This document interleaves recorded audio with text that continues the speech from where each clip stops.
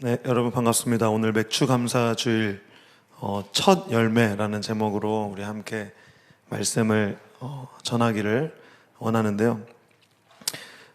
맥주 감사 주일이 맥주가 뭘까요? 맥주. 네, 맥주 할 때 맥이죠. 네, 좋아하시는 분들 좀 계시는데, 네, 맥이 보리 맥자입니다. 그리고 추는 가을 추. 네, 그래서 추수하는 그런 한자를 가지고 있습니다. 근데 이제 지금은 우리가 농사라고 하면은 되게 우리 일이 아닌 것 같이 느껴지지만 옛날에는 농경사회여서 농사가 우리의 생사가 걸린 일이었습니다. 그래서 그러니까 보리가 나오는 시기는 한 해의 첫 수확물을 이제 거두는 시기였어요. 그래서 그게 지금입니다. 그래서 봄 농사를 마치고 이제 우리의 첫 열매 결실을 드리는 그러한 주일이 오늘 무슨 주일이라고요? 맥주 감사 주일. 네. 가장 중요한 시기에 가장 중요한 것을 드리는 그런 시기라고 할 수 있겠습니다. 그런데 이제 농경사회가 지금은 거의 끝났습니다. 물론 막 귀농하시는 분도 있고 아직도 농사는 굉장히 중요한 산업이지만 지금 농사 지으시는 분 손 한번 들어보세요. 아무도 안 계시죠? 뭐 관련된 일을 종사하실 수는 있겠지만 직접 밭 가는 사람들은 많이 없습니다. 논 가시고. 네. 지금 현대 사회는 월급을 받는 구조가 제일 많습니다. 그리고 아직 월급을 받지 않는 학생분들이신 분들도 있을 거예요. 우리 한번 조사 한번 해볼까요? 학생이신 분 손 한번 들어보세요. 대학생, 대학원생 높이 손 들어보세요. 네, 내리시고. 그리고 나는 이제는 공부는 이제 그 대학교, 대학원, 뭐 박사과정 이런 거 안 하고 나는 이제 돈을 벌고 있다. 손 들어보세요. 네, 반반인 것 같아요, 그렇죠? 네, 손 내려주시고. 네, 그래서 월급을 받거나 아니면 점수를 받거나 이것이 우리의 열매고 결실이 됩니다. 농경사회와 문화적으로는 달라졌지만 지금 시기는 저는 이제 내일 대학원 그 마지막 학기 점수가 나와요. 여러분 언제 나오세요? 나왔죠. 나오고 이제 결실을 거두신 분도 있고 곧 거두시는 분도 있으실 것 같아요. 또 다양한 방식으로 우리는 열매를 맺게 됩니다. 점수, 또 월급, 또 뭐 연봉 협상, 이직 뭐 이런 것들로 우리가 열매를 맺게 되는데 중요한 것은 이 맥주 감사 주일에 우리가 월급을 받거나 열매를 맺는 모든 것들에 대해서 감사의 반응을 하나님께 드리는 것입니다. 무엇을 드린다고요? 감사의 반응을 드리는 것입니다. 자, 그렇다면 우리가 열매가 무엇인지 또 우리의 첫 열매가 무엇인지에 대해서 본격적으로 알아봅시다.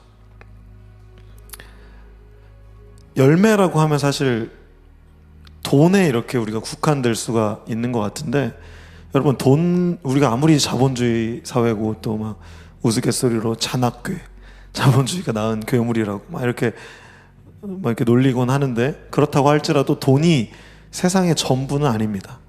저는 개인적으로 돈보다 관계가 더 중요하다고 생각해요.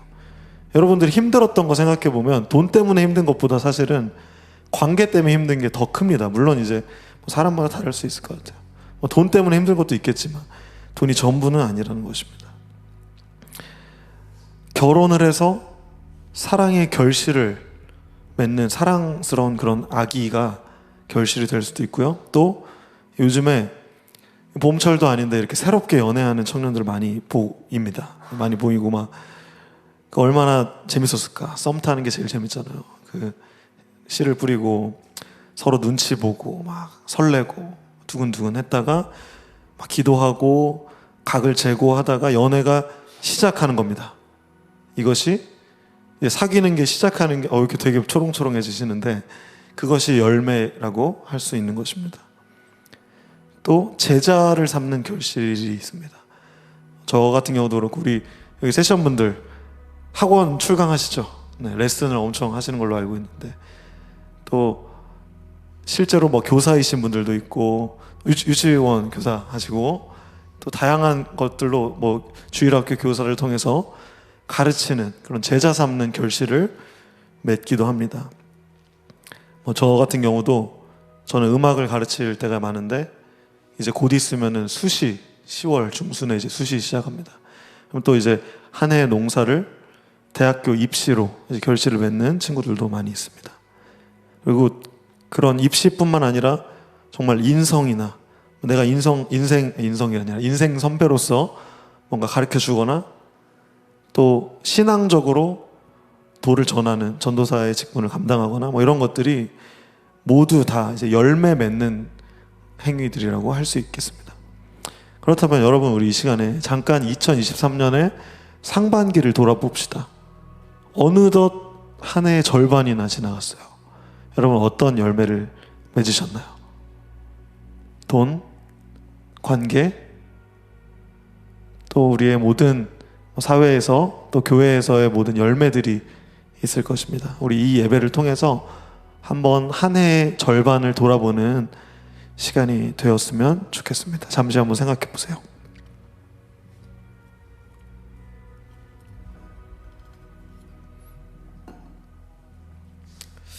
여러분, 열매를 맺는다는 건 참 쉽지 않은 일입니다. 농사를 보더라도 지금도 사실 현대사회가 돼서 막 기계로 농사 짓고 뭐 한다고 하더라도 농부들은 굉장히 힘듭니다. 날씨 요즘 엄청 덥고 또 다 얼굴 타 있으시고 힘들고 막 이렇습니다. 얼마나 많은 수고와 신경이 쓰여야지 열매를 맺는지 모르겠어요. 오늘 본문의 내용도 상황도 비슷했습니다. 당시에 가나안 땅은 굉장히 물이 귀했어요. 지금은 막 틀면 다 나오는 시대지만 당시에는 물이 굉장히 귀했습니다. 그리고 날씨가 건조했어요. 씨를 뿌릴 때, 수확을 거두기 직전, 이럴 때 비가 내려야만 무사히 수확을 거둘 수 있는 시기였습니다. 여러분, 열매 맺는 것은 당시에도 그렇지만 지금도 하나님의 은혜입니다. 내가 건강이 있고 또 내가 좋아하는 마음이 있고 의지가 있고 또 내 주변에 필요한 사람들이 있고 또 때가 알맞고 뭐 이러한 모든 것들이 하나님의 은혜로 우리가 열매를 거둘 수 있는 것입니다. 모든 것들이 사실 생각해보고 돌이켜보면 하나님의 은혜라는 것을 우리가 알 수 있습니다. 내 힘으로 한 것 같이 느껴지고 내 노력으로 한 것처럼 느껴져도 사실은 원천적인 것들은 하나님께서 주신 것들이라는 것을 우리가 잊지 않았으면 좋겠습니다. 먼저 나의 생명을 허락하신 분이 하나님이십니다. 그리고 생명을 주신 우리 부모님들, 우리가 부모님을 통해서 생명을 가지게 됐죠. 모두가 부모님이 있으실 겁니다. 또 우리 가족들, 사랑하는 가족들, 친척들, 또 주변 친구들, 또 나의 모든 상황들, 또 나의 마음들, 나의 생각들, 나의 동기들, 이 모든 것들이 하나님께서 우리로 하여금 열매 맺도록 허락하신 것들이라는 것입니다. 여러분, 우리가 맺은 이 상반기 동안의 열매를 나의 노력과 능력 때문만이라고 생각하시는 오류를 범하지 않으시기를 예수 그리스도의 이름으로 축복합니다. 내 능력, 내 노력이라고 자랑하고 하나님의 은혜를 외면하고 감사하지 않는 것은 죄송한 말씀이지만 교만한 우리의 모습이라고 할 수 있습니다. 사도행전에서는 이렇게 이야기합니다. 사도행전 14장 16절에서 17절을 우리 같이 한번 읽어봤으면 좋겠습니다. 사도행전 14장 16절에서 17절 말씀입니다. 같이 읽을까요? 시작.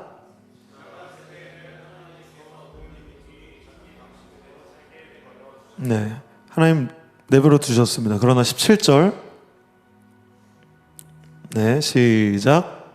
하지만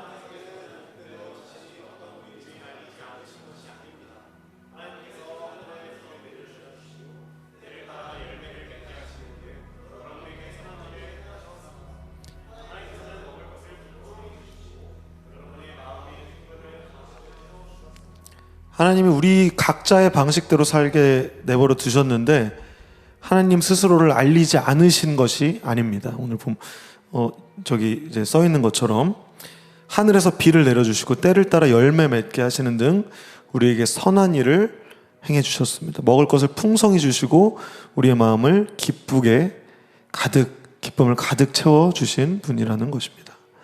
그렇다면 이제부터는 오늘 본문을 본격적으로 좀 보려고 하는데요. 첫 열매를 드리라고 오늘 본문이 나와 있습니다. 우리 출애굽기 23장 16절 오늘 본문을 봅시다. 너희는 맥추절을 지켜라. 그리고 처음 거둔 것을 내게 바쳐라. 명령문입니다. 무엇을 명령하시죠? 지켜라. 뭘 지켜라? 맥추절. 오늘 이 맥추감사주의를 지키라고 말씀하십니다. 또 뭘 바쳐라? 처음으로 거둔 것을 바쳐라. 첫 열매를 바치라는 것입니다. 이 본문을 보면은 이제 의문이 생깁니다. 왜 나중에 뭐 풍성하게 수확한 게 아니라 첫 열매를 드리라고 하셨을까? 첫 열매를 드린다는 것에 대한 의미는 무엇일까? 다소 그리고 또 과격하게 명령으로 우리에게 들리는 것 같기도 합니다. 지켜라, 바쳐라. 요즘 사회에 되게 뭐 알바할 때도 사장님이 막 뭐 해라 뭐 이런 어조로 말하면 되게 기분 나쁘죠. 그런데 하나님께서 분명하게 이렇게 명령하고 계십니다. 이 자본주의 사회, 이 돈이 중요한 사회에 뭔가 바치라고 한다는 이 명사는 뭔가 좀 반감을 불러일으키기에 충분한 어투인 것 같습니다.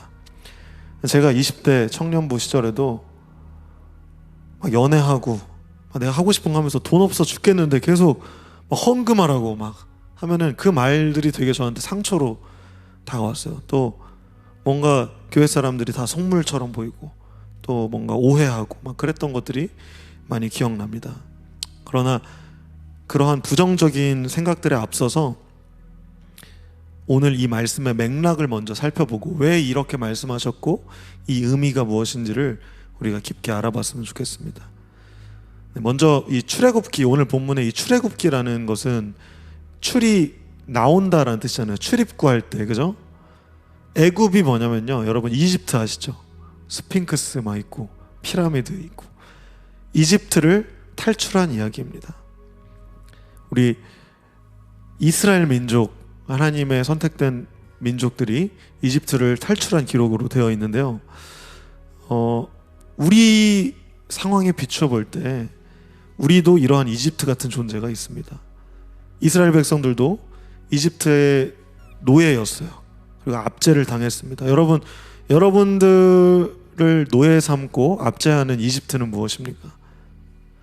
죄일 수도 있고 또 이 자본주의 시대에 돈일 수도 있고 또 아까 이야기했던 사람일 수도 있고 또 지난주 우리 6.25에 대해서 설교했었죠.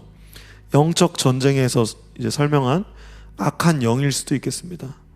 다양한 이 이집트, 우리가 탈출해야 하는 이집트가 있습니다. 우리는 그러나 이 출애굽기, 이 출이집트기처럼 우리는 예수 그리스도를 통해서 죄와 영원한 사망 가운데서 자유를 얻은 탈출한 사람들입니다. 그것을 믿음으로 탈출한 백성들인 것입니다. 10가지 재앙 경험하고 홍해에도 갈라지고 수많은 사건들을 여러분들의 삶 가운데서 경험을 하셨을 거예요. 그리고 힘들든 어쨌든 우리는 탈출한 백성들입니다. 그리고 이 출애굽기 19장 말씀을 통해서 우리에게 하나님께서 말씀해 주십니다. 우리 19장 말씀을 같이 읽어봤으면 좋겠습니다. 출애굽기 19장 4절에서 6절까지를 우리 다 함께 큰 목소리로 읽읍시다. 시작.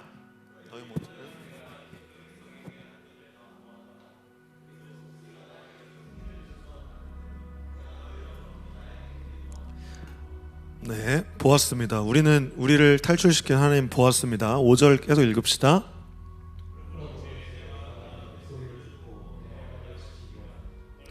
음,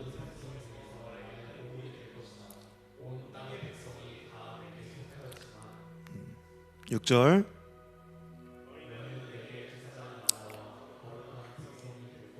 네, 요약하자면 무엇입니까? 너희가 내 약속을 지키면 내 보물이 될 것이다. 모든 땅의 백성이 내게 속했지만 너희가 내게 제사장 나라와 거룩한 백성이 될 것이다 라고 이 신의 산에서 약속을 통해서 우리의 정체성을 확인해 주셨습니다. 그리고 이 19장이 지나서 20장부터는 우리가 잘 알고 있는 10계명 아시죠? 10계명을 주시면서 또 그 이외에도 우리가 지켜야 할 율법들을 알려주셨습니다. 그리고 이제 오늘 본문이 오는 거예요. 맥락을 아시겠죠? 출애굽기 이집트에서 탈출하고 또 이렇게 언약을 내 말 잘 들으면 너는 나의 백성이야, 내 보물이 될 것이다 말씀해 주시고, 그리고 여러 가지 10계명과 언약을 알려주시고 오늘 본문에서 이제 22장에서 말씀하시는 것입니다. 오늘 그래서 처음 추수한 것을 나에게 바치라 라고 말씀을 해주시는 부분이 22장에서 나옵니다. 우리 22장을 같이 읽어봅시다. 네, 같이 읽을까요? 시작. 처음 추수한 것을 나에게 바치는 일을 미루지 마라. 너희가 거둔 첫 곡식과 포도주를 나에게 바쳐라. 그리고 너희의 맏아들도 나에게 바쳐라. 여러분, 천지 만물을 주관하시는 하나님의 은혜 없이는 그 어떤 추수의 기쁨도 누릴 수 없습니다. 따라서 우리가 돈을 벌 때나 어떤 일이 결과를 맺을 모든 상황 가운데 항상 무엇보다 먼저 하나님께 감사하는 것이 마땅한 것입니다. 이 맏아들을 바친다는 것, 뭔가 다소 좀 과격하고 뭔가 막 인신공양하는 것 같고, 옛날에 막 심청이가 인당수에 빠지는 것처럼 바치는 그런 것들이 연상될 수도 있겠습니다만, 그거는 이제 오해고요. 사실 이 맏아들을 바친다는 것은 우리가 유월절로 돌아가야 됩니다. 유월절에 맏아들을 어떻게 했죠? 이집트의 맏아들들을 다 죽였습니다. 엄청난 재앙이었어요. 첫 결실을 죽였습니다. 그런데 여러분, 유월절이 뭡니까? 넘어가는 게, 넘어갈 월이에요. 월따마다 할 때 월. 근데 넘어간 거예요. 영어로는 패스오버. 우리는 절망과 재앙을 넘겨주셨습니다. 뭘로 넘어갔죠? 문설주에 바른 어린 양의 피. 무엇을 예표합니까? 예수 그리스도를 예표한 거죠. 그래서 우리는 우리에게 닥칠 수밖에 없었던 저주와 죽음을 이 어린 양의 피로 넘어갈 수 있었습니다. 우리는 원래 우리를 포함해서 첫 아이는 모두 죽을 목숨이었습니다. 그러나 하나님께서 우리에게 넘어가게 해주셨고, 우리가 문설주의 피를 바름으로써, 우리가 예수 그리스도의 그 십자가 보혈을 믿음으로써 우리는 넘어가는 것입니다. 그 소유가 하나님께 원래 있다는 것입니다. 여러분, 첫 아들을 바치면 그 첫 아들은 노예처럼 평생 살아가야 했을까요? 그렇지 않습니다. 하나님께서 막 생명을 뺏어 가셨을까요? 아닙니다. 하나님께서 어떤 분이신지는 아브라함, 이삭 이야기에서도 우리가 잘 알 수 있어요. 아브라함에게 노년에 귀하게 얻은 아들을 하나님께서 제물로 바치라고, 첫 아들을 제물로 바치라고 명령하십니다. 그리고 그것에 순종한 아브라함이 아들과 함께 올라갑니다. 그런데 하나님께서 그 아들을 죽이는 걸 허락하시고 그 생명을 기뻐히 받으셨습니까? 그렇지 않으셨어요. 하나님은 신실하시고 자비하시고 우리가 행복하고 우리가 잘 되기를 원하시는 분이십니다. 그렇기 때문에 우리가 인신공양하듯이 사람을 뭔가 바치는 그런 오해를 하지 않으셨으면 좋겠어요.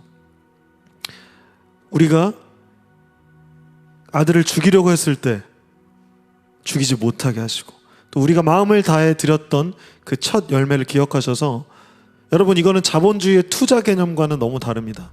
자본주의에서도 리스크를 가지고 뭔가를 투자해요. 그러나 이 개념과는 차원이 다른 놀라운 영적인 축복으로 우리에게 되갚아 주시는 것입니다.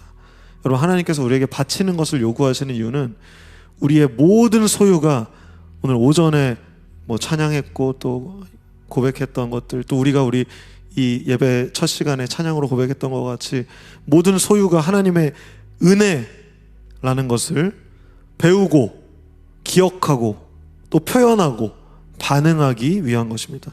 하나님께서 우리의 구원자이시고 생명의 후원자가 되십니다. 우리의 진정한 소유주가 되십니다.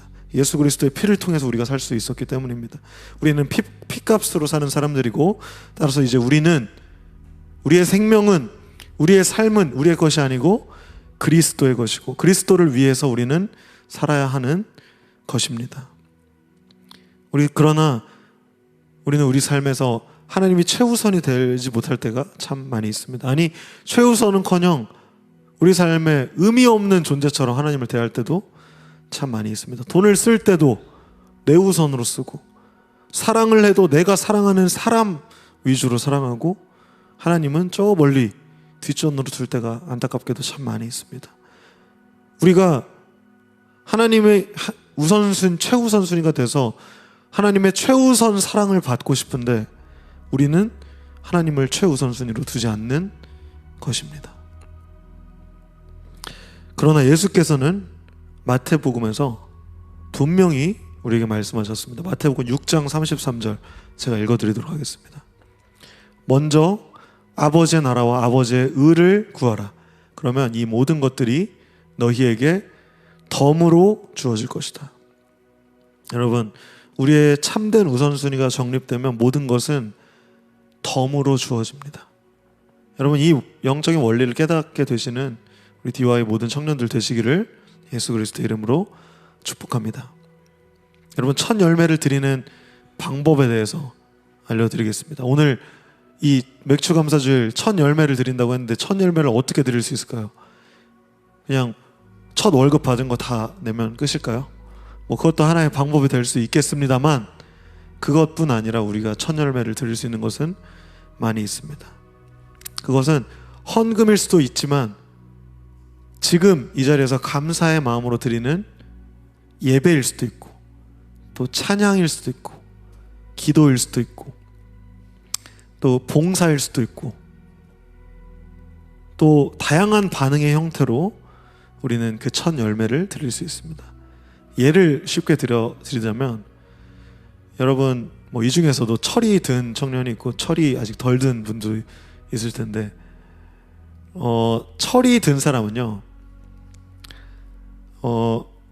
부모님을 대할 때 감사할 줄 압니다. 예를 들어서 내가 취직해서 첫 월급을 받았습니다. 그러면 철이 든 사람은 어떻게 합니까? 부모님한테 용돈이라도 드리거나 하물며 작은 감사의 선물이라도 드립니다. 근데 철이 안 들면 어떡합니까? 월급 얘기를 그냥 꺼내지를 않습니다. 들킬까봐 뭔가 죄송스러우니까. 네, 그것과 비슷합니다. 우리의 마음도 하나님 앞에서, 근데 이제 부모님 입장에서는 그거를 다 주면은 오히려 미안하고 좀 되게 고맙고 뭔가 좀 뭐라도 더 해주고 싶고 막 이런 마음이 들잖아요. 되게 소중하고, 저도 하이가 뭔가 작은 것을 저한테 고마움을 표현하기만 해도 그게 돈이 아닐지라도 굉장히 그 고마움의 크기는 크거든요. 첫 열매를 드린다는 것은 그런 겁니다. 또 한 가지 제가 제 어렸을 때 얘기를 좀 하고 싶은데요. 저는 어렸을 때 어머니께서 신앙이 되게 좋으셨어요. 그래서 항상 새벽 기도에 기도하시고 막 그런 분이셨는데, 항상 뭐든 처음 것을 교회에 드리셨어요. 저는 되게 이해를 못했어요. 굳이 새 지폐를 은행에서 이렇게 받아가지고 빳빳한 종이를 헌금 봉투에다가 이렇게 미리 준비하셔, 막 토요일날 준비하셔가지고 그거를 이렇게 정성스럽게 드리는 거예요. 근데 저는 굳이 어차피 돈이 이걸 또 어딘가 슈퍼마켓에다가 내면은 또 어차피 헌 지폐가 되는 건데 굳이 그렇게까지 하시나 이해를 못했었어요, 당시에는. 또 그리고 제 새 옷을 사시면 저는 이제 새 옷 사서 기분 좋아서, 저는 엄청 부잣집에 산 게 아니어서 새 옷을 딱 입으면 되게 기분 좋아서 막 입고 애들한테 자랑하고 싶고 이랬는데, 주일에 입어야 된다는 거예요. 그 개시를 주일에 해야 된다는 거예요. 아니 엄마, 이거 월요일날 샀는데 주일까지 언제 기다려? 월, 화, 수, 목, 금, 동 나 계속 헌 옷 입고 주일에 굳이 이거 해야 돼? 어차피 하나님은 내가 그냥 월요일에도 보시지 않을까? 말했는데 아니라고, 주일에 꼭 입어야 된다고 하시는 거예요. 그때 그 어머니의 마음을 저는 이제야 조금 알 것 같아요. 조금. 근데 이제 지금은 시대가 많이 바뀌었잖아요. 저도 헌금을 현금으로 안 하고 계좌이체로 할 때가 많이 있습니다. 네. 근데 또 너무 편하니까 또 죄송스러운 마음도 있고 또 그런 것 같아요. 근데 너무 죄송스러우면은 헌금을 하기도 하고 현금으로 하기도 하고 그렇습니다. 또 근데 어머니께서 하셨던 그걸 아직까지 해요. 저는 아직 이제 새 옷을 사면 주일에 처음 개시를 합니다. 특히 저희 흰 티셔츠 많이 입잖아요. 매 분기별로 많이 사거든요. 근데 굳이 평상시에는 흰 티 입어도 좀 이렇게 헌 옷들은 그냥 입다가 주일에 항상 개시합니다. 네. 뭐 그런 것들이 있는 것 같아요. 저는 이제 이러한 첫 열매를 드리는 방식들에 대해서 계속 생각하면서 문화가 달라지고 세상이 많이 달라지지만 모양이나 뭐 형태나 방식이나 이런 것들이 중요한 것이 아니라 하나님께 정말 중요한 것은 우리의 마음이구나, 이런 것들을 많이 생각합니다. 여러분, 액수, 뭐 형태 이런 것들을 뭐 여러분들의 마음이 그쪽으로 많이 가신다면 물론 그것들을 많이 고민하셔도 괜찮습니다. 그러나 더 중요한 것은 우리의 마음의 진실성입니다. 세상의 기준, 야 그래도 헌금은 얼마씩 내야지, 뭐 이런 것들, 뭐 그래도 카페 가면 몇천 원씩 내는데 교회에 가면 뭐 얼마씩 내야지, 뭐 이런 것들의 기준과 개념으로 생각하지 마세요. 중요한 것은 우리가 하나님을 대하는 자세와 하나님과 우리의 관계인 것입니다. 여러분, 하나님께 죄송스러우면 더 그 죄송한 마음을 가지고 반응하세요. 그것이 꼭 돈이 아니어도 괜찮은 것입니다. 아까 예시로 들었던 뭔가 첫 월급을 타고 부모님을 대하는 자세라든지, 뭐 제 어머니가 이제 제가 어렸을 적 하셨던 그런 것들이라든지, 그 원리를 깨달으셨으면 좋겠습니다. 우리의 마음은 어떤 마음입니까? 혹시라도 진실되지 못한 마음이 있다면 그것을 온전히 내려놓고 우리가 진실되게 하나님께 첫 열매를 드렸으면 좋겠습니다. 우리의 마음에 거리낌이 있거나 소홀하거나 거짓되다면 그 마음을 온전히 내려놓고 우리 하나님의 명령대로 밭에서 심어서 가꾼 것 중 처음으로 거둔 것을 하나님께 온전히 드릴 수 있었으면 좋겠습니다. 여러분, 여러분의 마음밭에 심은 것은 무엇입니까? 사랑의 밭에 심은 것 무엇입니까? 가르침의 밭에, 레슨의 밭에, 또 교육의 밭에 심은 것 무엇입니까? 회사의 밭에, 학교의 밭에 여러분 심은 것들 무엇입니까? 그리고 처음 거둔 것들 무엇입니까? 이것을 하나님께 아낌없이 드릴 수 있는 그러한 하나님과의 관계, 여러분들의 신앙이 되시기를 축복합니다. 네, 오늘 마지막 본문 갈라디아서 6장 7절에서 8절 계속해서 하나님의 마음과 원리에 대해서 우리가 알아볼 수 있습니다. 7절에서 이렇게 말합니다. 스스로 속이지 마십시오. 하나님을 속일 수는 없습니다. 사람은 자기가 심은 대로 거둘 것입니다. 여러분, 상반기 동안 어떤 거 심으셨습니까?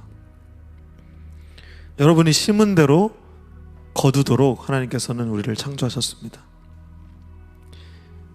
하나님께서는 우리를 공평하고 정의롭게 다루십니다. 사람이 무엇으로 심든지 그대로 거두리라는 원리대로 악을 심는 사람에게는 악으로 갚아주시고 선을 심은 자에게는 선으로 갚아주십니다. 여러분, 우리가 상반기 동안 거둔 열매, 학점, 돈, 월급, 우리가 심은 것들입니다. 또 제자들, 또 우리가 복음을 전한 사람들 모두 우리가 심은 것들입니다. 심은 대로 거둡니다. 8절에서 고백합니다. 8절 읽어볼까요? 다 같이 읽읍시다. 8절 시작.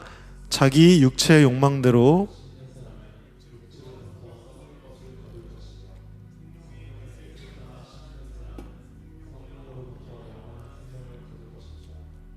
네, 분명히 이야기합니다. 사도 바울이 이야기합니다. 육체의 욕망대로 심은 사람들, 육체로부터 썩을 것을 거둘 수밖에 없습니다. 성령의 뜻을 따라 심는 사람들, 성령으로부터 영원한 생명을 거두게 되실 것입니다. 여러분, 세상 즐거움만 따라서 세상에서 원하는 대로 제멋대로 씨앗을 심는다면 그들에게는 세상 것과 같이 부패하고 무가치한 것들만 되돌아올 것입니다. 그러나 반면에 성령을 쫓는 그런 삶을 여러분들이 영위한다고 노력하신다면, 또 기도하신다면 그 영원한 생명이라는 놀라운 세상과 비교할 수 없는 가치를 여러분들이 열매로 거둬들이게 될 것입니다. 오늘 설교를 결론 짓습니다. 여러분, 하나님께서 온 세계의 주인이십니다.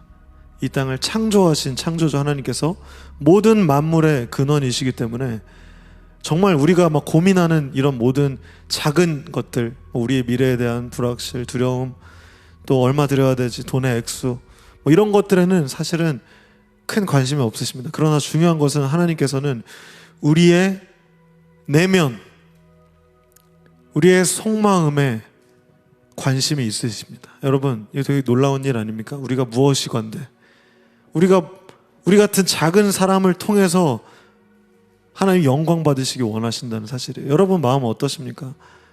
여러분의 마음을 하나님 감찰하십니다. 하나님 알고 계세요. 그리고 그 마음이 변화하고 계속해서 하나님 기뻐하시는 마음으로 되기를 지금도 원하십니다. 하나님이 인색하시거나 대가를 바라시거나 치졸하신 분이 아니십니다. 우리가 헌금 해봤자 뭐 몇백만 원, 몇천만 원, 뭐 아무리 우리가 많이 해봤자 몇백만 원, 몇천만 원, 이것도 우리한테 많은 것 같지만 하나님 보시기에는 하나님 모든 세상 주관하시고 모든 태양, 지구 다 만드신 분, 몇백만 원, 몇천만 원, 몇 조원, 뭐 몇천조 원, 몇 경, 뭐 이런 것, 국가, 우주, 하나님께는 정말 작은 피조물일 뿐입니다. 그런데 우리가 오늘 내는 이 10,000원, 10만 원에 하나님이 주목하고 계세요. 왜냐하면 우리의 마음을 거기에 담아있기 때문입니다. 그리고 여러분들 찬양하는 모든 가사 가운데, 여러분들 봉헌하는 모든 고백 가운데, 여러분들 기도하는 모든 기도 제목과 기도 어절, 문장 가운데 하나님이 주목하고 계십니다. 그리고 그거를 받으심으로써 하나님 영화롭게 되시고 영광을 받으시는 것입니다. 여러분, 세상에 썩을 것들에, 우리 지난번 설교했던 것과 같이 땅의 것들에 목숨 걸지 마세요. 다 헛되고 지나갈 것들입니다. 우리가 정말 관심 있게 생각하고 욕심내야 할 것은 영원한 생명입니다. 예수 그리스도이십니다. 이 땅을 이 백년 남짓의, 이 몇십 년 남짓의 삶으로만 국한하지 마시고, 특히나 우리 젊은 시대는 20대면 거의 끝나요. 30대면 거의 끝나요. 20, 30대면 우리 이제 40대 되고 이제 결혼하고 막 이제 저는 이미 아재 됐고 막 이런 거예요. 다 금방 끝납니다. 여러분, 그것들에 너무 매이지 마시고 정말 영원한 것들에 관심을 가지시는 여러분들이 되시기 축복합니다. 오늘 마지막 요한복음 15장 읽으면서 우리 설교를 마무리했으면 좋겠는데요. 우리 읽으실 때 큰 목소리로 읽고 생각하시면서 우리 설교를 마무리했으면 좋겠습니다. 15장 4절부터 5절까지 읽읍시다. 같이 읽을까요? 네, 요한복음 15장 4절부터 5절까지 읽겠습니다. 제가 읽어드리겠습니다. 예수께서 말씀하십니다. 내 안에 있어라. 그러면 나도 너희 안에 있겠다. 가지가 포도나무에 붙어 있지 않으면 가지 스스로 열매 맺을 수 없듯이 너희도 내 안에 있지 않으면 스스로는 열매 맺을 수 없다. 나는 포도나무여 너희는 가지다. 사람이 내 안에 있고 내가 그 안에 있으면 그는 열매를 많이 맺는다. 그러나 나를 떠나서는 너희가 아무것도 할 수 없다. 8절 말씀입니다. 너희가 열매를 많이 맺어 내 제자인 것을 나타내면 이것으로 내 아버지께서는 영광을 받으신다. 16절 마지막입니다. 너희가 나를 택한 것이 아니라 내가 너희를 택하여 세웠다. 그것은 너희가 가서 열매를 맺고 너희 열매가 항상 있게 하기 위해서이다. 그래서 내 이름으로 구하는 것은 무엇이든지 아버지께서 너희에게 주실 것이다. 아멘. 이 말씀의 의미와 고백들이 여러분들의 한 주 가운데, 그리고 또 여러분들의 상반기 가운데 있기를 예수 그리스도의 이름으로 축복합니다.